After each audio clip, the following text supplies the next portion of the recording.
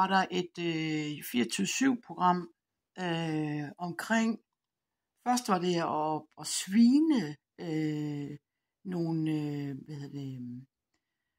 nogle store arkitektbyggefirmaer til. Det var noget med indretning af bymidte, ikke? Og de svinede først de der sorte selskaber til og mente, at de var nogle røvhuller. Og så kom det sådan lidt frem, at de havde faktisk set tegningerne. Og noget med kongen og så videre. Og så tænkte jeg sådan lidt, okay, ja, det er et program om hvad, ikke? Så først var der sådan en indirekte, lidt sådan ubehagelig, lidt truende stemning i virkeligheden, ikke? Altså trusler er ikke rare at høre på, vel? Og så bagefter, sådan, så kom de der, og det gentager sig nu her, 24/7, noget der hedder Gameboy. Der sidder de så igen og snakker om byindretning. Og sådan lidt, ja, så skal der være noget vand. Og så, ja, det skal der vel, ikke? Og i går, der gjorde jeg så det, jeg gik over på TED-Tech, som er et YouTube undervisnings, hvor fagpersoner ligesom kan komme til ord med alt muligt forskelligt, ikke? Og der var to, sådan, de første, der kom frem. Det ene, det var noget med, hvordan er det at være fattig i byen, ikke? Og det næste var sådan nærmest en Kennedy-agtig ting med byindretning, hvordan man fuldstændig ensartet som 24/7 faktisk, altså samme metode. Nu i dag her, jeg har haft en lidt hård dag, fordi at der har været rigtig meget støj her i nogle dage, og jeg har haft ondt i hovedet og så videre.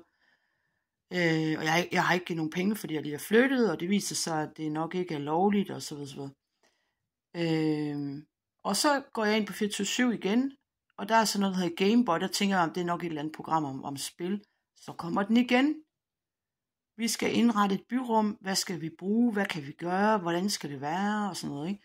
Og så sidder jeg og tænker på, at for dig, der lyder det bare mærkeligt det her, ikke? Men det er ikke mærkeligt i min verden, fordi jeg er industridesigner, og jeg kommer fra en familie af byplanlægning. International byplanlægning, ikke? Giver det mening nu så? Fordi typisk, når man er blevet chikaneret i flere dage og haft blå mærker, og man er isoleret på sit net, altså jeg vil måske hellere arbejde med heste pt, og måske finde mig en kæreste, der havde heste, hvad ved jeg. Det kan jeg ikke, fordi der er kontrol. Det vil sige, at jeg er fuldstændig isoleret i en ny by. Altså man kan ikke ret meget, når man ikke har netværk, ikke? De her hackere, de ved godt, at jeg ikke kan gøre en skid på det netværk. Så at man er ligesom ladt over til bare for at høre et eller andet og høre 24/7. Jeg kan ikke trække DR ned i øjeblikket. Måske meget godt. Det plejer nogle rimelig stærke antenner, de har, ikke? Det vil sige, at så kommer jeg til at høre det samme igen. Noget med byplanlægning, ikke? Og så kan det kunne jo godt være, at jeg, altså hvis jeg nu ikke havde andet at lave, havde tænkt, men jeg kan da godt prøve at skrive noget om det, og svare på noget på det, på deres Facebook, ikke? Altså indgå i en dialog omkring, hvordan med byrum, og fordi jeg har en baggrund, hvor jeg nok ved mere end de fleste.